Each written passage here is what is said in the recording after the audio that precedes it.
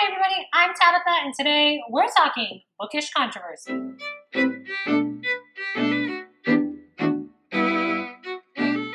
So this now is our third Bookish Controversy video. The first one and the second one have been like your favorite videos on the channel, and I will make sure I drop those in the comments in case you missed them. Basically the idea here is, way back before I did the first one, you gave me a list of like 15 or 16 Bookish Controversies. Things that you can feel strongly about one way or the other, and you basically asked me to talk about them and how I feel about them and which side of the argument I fall on. I pulled them out of a nifty little cup, and we've been going ever since. This is the last 5 of the controversies you gave me in this cup. So the plan today is to just wipe out all of them, which means after today, if you want another Bookish Controversy video, you're gonna have to give me more controversies. So follow me on Twitter and give it to me there, or drop it in the description here, whatever you want to do. But I can't do a 4th video unless you give me more controversies. That being said, the full list of all like 15 or 16 is in the description.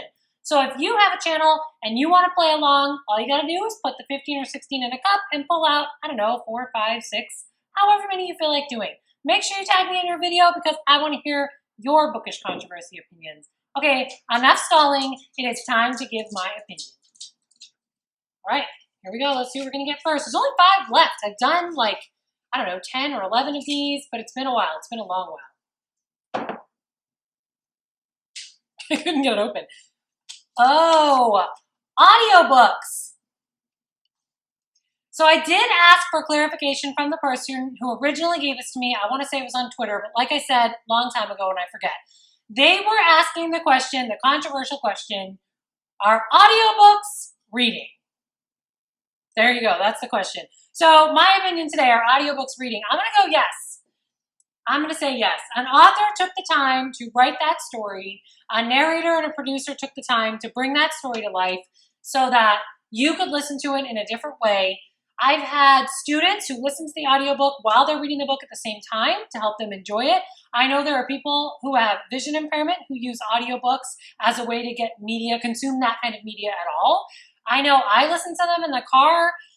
Yes, it's possible for your mind to wander when you listen to an audiobook, which I think is where the argument that they're not reading comes from. But I'm going to be honest with you, my mind has wandered sometimes when I have a book in front of me, so I think it's the same. I'm going to say yes, audiobooks count as reading. I count them on this channel. You should count them too. And if you have yet to discover audiobooks, oh my gosh, you are missing a whole world of amazingness, because once I discovered I could clean my house and read, all bets were off.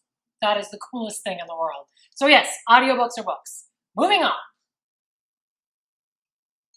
Here we go.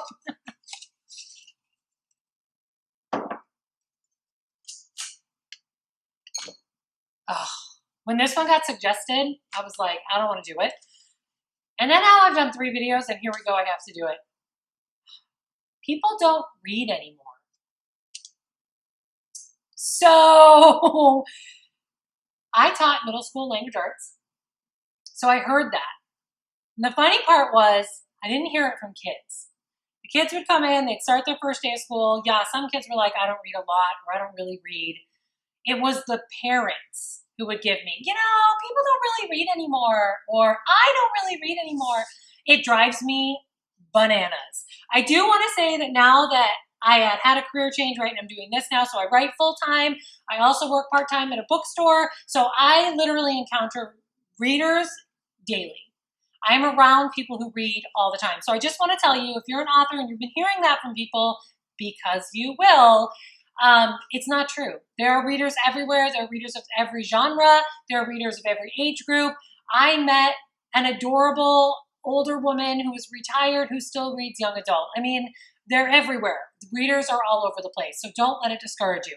On the flip side of that, if you're a person who maybe doesn't love reading, first of all, how in the world did you find my channel? I think you're lost. You don't need to tell people who make books their life that you don't think people out there make books their life. I mean, it would be like going up to somebody who's a producer or a director and going, yeah, but nobody goes to the movies anymore. It's just, can we stop doing that?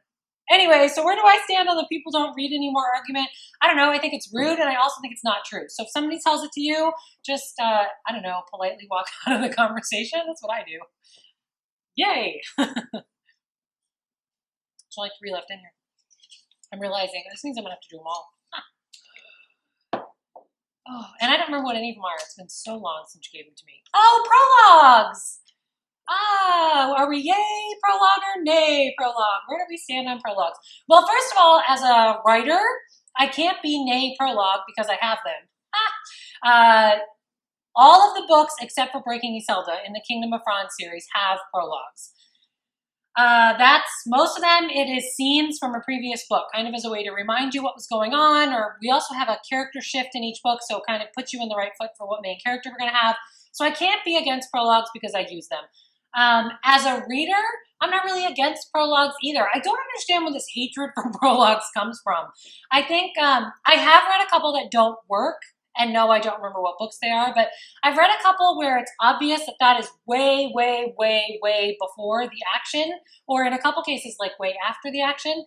And so you have this scene that's, you think is important, and then chapter 1 is like 20 years earlier, and you never quite go back to that prologue.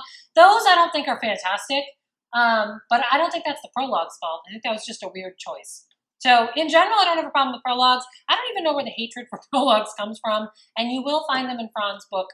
Books 2, 3, and eventually when it comes out, also Fran 4. Yeah. Whew. All right, there's 2 left in here. I'm just going to try to do them both.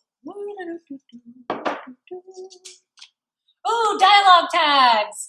That's the question that refers to, are you in the camp where we just say said, or are you in the camp where we say, you know, anything else? Yelled, screamed. That was like synonyms. That was really bad. Anyway, are you in the camp where we use more descriptive dialogue tags? I don't care. I really don't. As a reader, if it doesn't fit with what I think it's talking about, it might pull me out of the story. So if it's like a situation where somebody's breaking into the house and 2 people are hiding and they're trying to be really quiet and you say they yelled it, it might pull me out of the story for a second where I wonder why they're yelling when they're supposed to be hiding.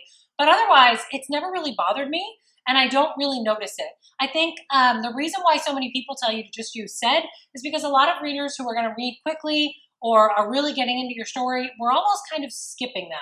We're reading the dialogue and we're reading the character name, but we're not reading the said every time. So I don't know, I use them, but I use them sparingly because I know there's some readers who are going to skip them. So I'm not really super opinionated on this. Do what works for you and your story. One more sad little controversy. And then you have to give me more if you want another video, friends. Oh, you have to read in your genre.